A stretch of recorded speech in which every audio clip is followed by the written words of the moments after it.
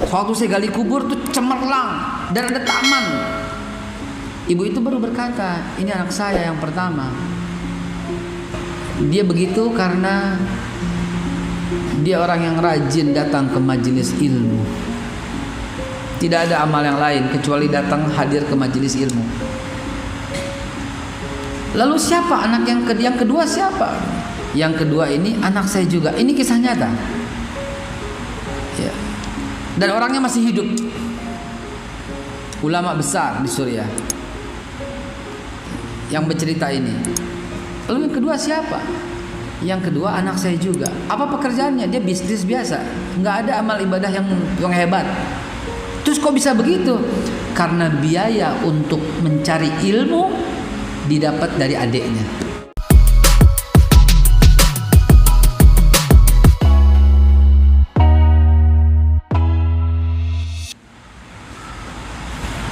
Baik, bismillahirrahmanirrahim. Assalamualaikum warahmatullahi wabarakatuh.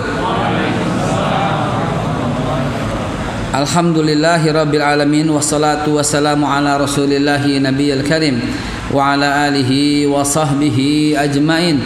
Amma ba'du, fa ya ibadallah, usikum wa nafsi bitaqwallah, faqad fazal muttaqun, faqad fazal man ittaqa wa khaba man tagha. Qala Allah Ta'ala fil Qur'anil Karim, a'udzu billahi minasyaitonir rajim. Bismillahirrahmanirrahim. Wabtaghi fima ataqallahu ad-daral akhirah wa la tansa nasibaka minad dunya. Fa ahsin kama ahsanallahu ilaika ayah. Sadaqallahul azim wa sadaqa rasuluhu nabiyil karim wa nahnu ala dzalika minasyahidin walhamdulillahi rabbil alamin. Ma'asyiral muslimin wa jumratal mu'minin rahimakumullah.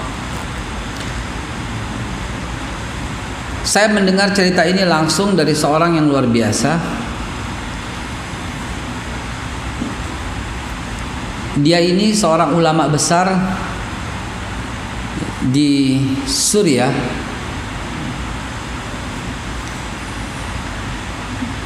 Suatu hari ada orang yang lagi meninggal dunia dan tukang gali kubur ini menggali dan kemudian didapati ketika lagi menggali pingsan di tempat itu seorang ibu, seorang wanita membawa seorang anak, bukan anak, udah remaja, udah dewasa, dan dia pingsan di tempat itu. Kenapa? Dia lihat belum pernah kejadian ketika digali kubur, begitu digali itu dia lihat taman di dalam kubur itu seperti cahaya terang, taman indah sekali, dan dia pingsan. Dan kemudian setelah itu dia diangkat karena pingsan jatuh, dilanjutkan sama orang lain, dan kemudian dikuburlah orang yang baru masuk ini. Dia tidak sempat bertanya karena ibu-ibunya udah pergi. Beberapa saat kemudian datang lagi si ibu itu juga dan membawa seseorang juga, dan dia tuh nggak ngeh gitu. Dia terima, dia gali kubur, kejadiannya sama, dan dia buru-buru. Begitu siuman, dia tanya, ibu, saya mau bertanya, jangan pergi dulu. Siapa yang dikubur ini? Yang pertama waktu itu kita nggak sempat ketemu kan? Kata ibu itu, anak saya. Lalu yang kedua ini siapa? Karena 2 kali dia kena. Yang kedua kali tidak pingsan, dia udah nggak terlalu kaget lah begitu. Yang kedua dikatakan anak saya juga. Dia ceritakanlah si tukang gali kubur ini. Saya melihat begini. Ada apa ini? Kenapa sampai saya lihat kok ada cahaya luar biasa dari makamnya. Waktu saya gali kubur tuh cemerlang dan ada taman. Ibu itu baru berkata, ini anak saya yang pertama. Dia begitu karena dia orang yang rajin datang ke majelis ilmu. Tidak ada amal yang lain kecuali datang hadir ke majelis ilmu. Lalu siapa anak yang kedua siapa? Yang kedua ini anak saya juga. Ini kisah nyata. Ya. Dan orangnya masih hidup. Ulama besar di Suriah yang bercerita ini. Lalu yang kedua siapa? Yang kedua anak saya juga. Apa pekerjaannya? Dia bisnis biasa, nggak ada amal ibadah yang hebat. Terus kok bisa begitu? Karena biaya untuk mencari ilmu didapat dari adiknya. Sallu ala Nabi Muhammad. Ibu bapak sekalian yang dimuliakan Allah, itulah yang akan kita nikmati di kubur nanti. Jangan absen Pak yang namanya pengajian. Jangan absen. Jangan lihat siapa yang ngomong. Nanti Anda akan tertipu dengan keikhlasan atau ketidakikhlasan. Wah, yang ngomong dia ini nggak asik. Nggak boleh Pak. Nggak boleh. Unzur maqala wala tanzur mangqala. Lihat yang orang katakan, jangan kau lihat siapa yang mengatakan. Gitu aja, kelar udah, nggak usah repot-repot hidup. Mau siapa kayak yang ngomong, lihat aja. Kata Sayyidina Ali, unzur maqala wala tanzur mangqala. Lihat yang dikatakan. Jangan lihat siapa yang mengatakan, jangan lihat. Nanti akan tergoda keikhlasannya. Wah, ini ngetop nih, datang. Nih ulama masuk TV nih, datang. Enggak usah. Gitu loh.